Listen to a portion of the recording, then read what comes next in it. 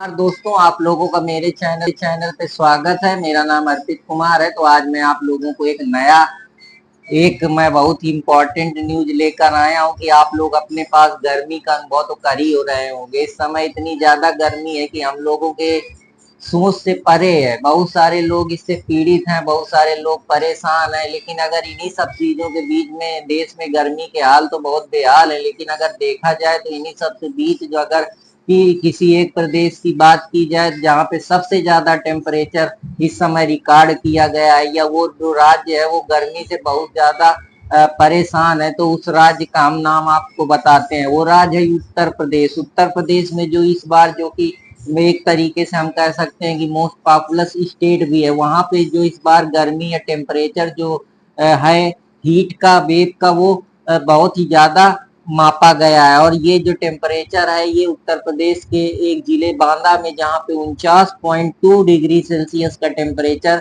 जो कि बांदा जो कि बुंदेलखंड रीजन पे आता है, जहाँ पे जो इस बार जो रिकॉर्ड किया गया टेम्परेचर वो कम से कम हम कह सकते हैं कि हाईएस्ट है इस समय का। तो इसके बारे में मैं आप लोगों को बताने का प्रयास कर रहा हूँ। जहाँ पे इतनी ज्यादा हीट वेव चल रही है, अगर आप घर से निकलें तो बहुत परेशानियां आपको होती हैं।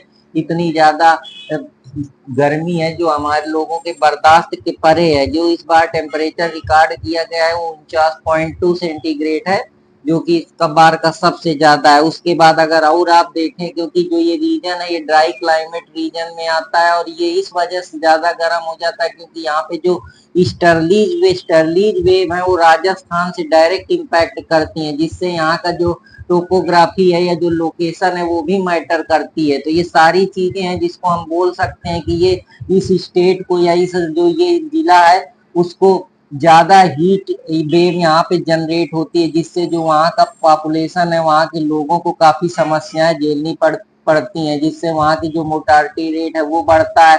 साथ ही साथ ये जो हीट वेव का इल इफेक्ट है वो देखने को मिलता है। एग्रीकल्चर का जो सूखा है वो देखने को मिलता है, और भी बहुत प्रकार की चीजें हैं। पब्लिक हेल्थ की समस्या होती है, एग्रीकल्चर का लॉस होता है, हीट इलनेस लोगों में जनरेट होती है, डेथ जो है वो हाईएस्ट यहाँ पे रिकॉर्ड होते हैं। वाइल्ड फायर जो इशू है, क्लाइमेट चेंज का इशू है, फ्लड है, ये आप लोगों को समस्याएं देखने को मिलती हैं। क्योंकि ये सारी चीजें कहीं ना कहीं जब टेम्परेचर राइज होता है या ग्लोबल वार्मिंग होती है, ये इन्हीं सारी कारणों की वजह से होती है, जिससे जो हमारा हीट का ऑब्जॉर्वेशन है वो हीट ज्यादा जनरेट होती है। जो हमारी पृथ्वी है जहाँ पे टेरेस्ट्रियल रेडिएशन होती है वो ऊपर की तरह उठती हैं, जिससे जो हमारा एटमॉस्फेयर है वो गर्म होने लगता है।